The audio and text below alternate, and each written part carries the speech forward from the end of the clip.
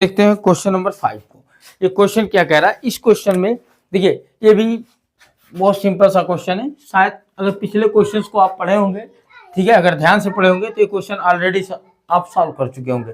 फिलहाल मैं बता रहा हूँ उसको, देखिए चलते हैं। यहाँ पे दिया हुआ angle B E C equal 130 degree और फिर कह रहा है angle E C D equal 20 degree और कह रहा है ये दिया हुआ आपको बताना है एंगल बी ए सी, यानी इस एंगल को फाइंड करना है। तो चलते हैं पहले लिख लेते हैं जो दिया हुआ है। तो given that angle BEC equal 130 degree, angle ECD equal 20 degree, ये दिया हुआ है, ठीक है। तो फाइंड करना है क्या, angle BAC equal question mark, इसी को फाइंड करना है। तो सॉल्यूशन में आ जाए, सॉल्व करें। थोड़ा सा एक थ्योरम बेसिक कॉन्सेप्ट यहाँ पे लगाना है। बहुत पहले आप लोग पढ़ेंगे लाइन्स एंड एंगल्स में, तो एक चीज देखने को मिला होगा कि AB, if AB is line segment and it is other one OC, angle AOC plus COB equal 180 degree, linear pair, इसको क्या बोलते हैं, लीनियर पेयर, जिसको रैखिक युग्म में बोला जाता है, ठीक है। यानी इन दोनों को जोड़ने पे कितना होता है, 180 डिग्री। तो इस डायग्राम को थोड़ा सा हम यहाँ से निकालते हैं। यहाँ से देखिए AC एक आपका लाइन सेगमेंट गया है, जो कार्ड है इस सर्कल का, AC इस तरह से आया हुआ है A और C, और यहाँ से ये AC हो गया और इधर देख रहे होंगे इस तरह से गया हुआ है BD ऐसे, और जिसमें से ये कितना है 130 डिग्री। तो जाहिर सी बात है ये कितना बचेगा, 50 डिग्री बच जाएगा, 180 होगा ना, लीनियर पेयर, ठीक है। तो अब चलते हैं सॉल्यूशन में, लिखेंगे angle BEC plus angle CED equal 180 degree. आगे रीजन दे सकते हैं लीनियर पेयर, ठीक है। अब यहाँ पे BEC का वैल्यू रखेंगे 130 डिग्री प्लस एंगल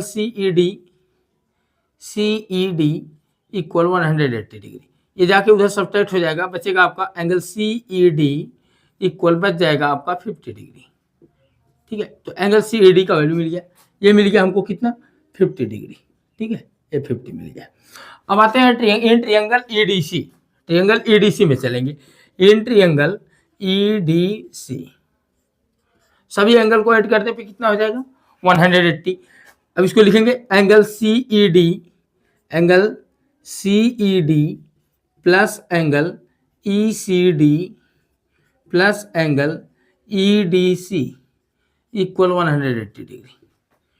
अब CED का वैल्यू रखेंगे कितना हो जाएगा, 50 डिग्री, ECD का वैल्यू हो जाएगा आपका 20 डिग्री, और ये हो जाएगा, इसको बताना हमको एंगल EDC निकालने पहले, इक्वल हो गया 180। इन दोनों को ऐड करेंगे 70 होगा, अब प्लस है उधर जाके माइनस हो जाएगा, बचेगा आपका एंगल EDC इक्वल 180 माइनस 70। अब हो गया एंगल EDC इक्वल 110 डिग्री, ठीक है, एंगल EDC। फिर इसके पहले वाले क्वेश्चन में जो थ्योरम अप्लाई किया गया कि angle subtended by same chord in any arc are equal, देखिए इस कार्ड से यहाँ पे एंगल बना, इसी कार्ड से यहाँ भी एंगल बना, ये दोनों एंगल सेम हो जाएंगे। तो यहाँ देखिए BC एक कार्ड है, BC से एंगल बना है BDC और BC से ही एंगल बना है BAC, तो दोनों एंगल क्या हो जाएंगे, सेम हो जाएंगे। तो लिखेंगे angle, now angle BAC equal angle BDC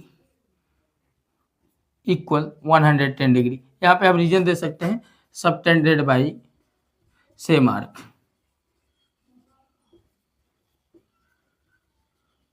same arc से बने हुए हैं। तो एंगल BDC और BAC का वैल्यू कितना आ गया हमारे पास, BAC इक्वल हो गया 110 डिग्री, ठीक है। तो ये रहा इस क्वेश्चन का सॉल्यूशन। और अगर समझ में नहीं आया होगा तो कमेंट जरूर कर दीजिएगा, ठीक है, कमेंट बॉक्स में कमेंट जरूर कर देंगे। और यह क्वेश्चन नंबर 5 का सॉल्यूशन। चलते हैं देखते हैं नेक्स्ट क्वेश्चन को, क्वेश्चन नंबर 6 को। तब तक आप इस क्वेश्चन को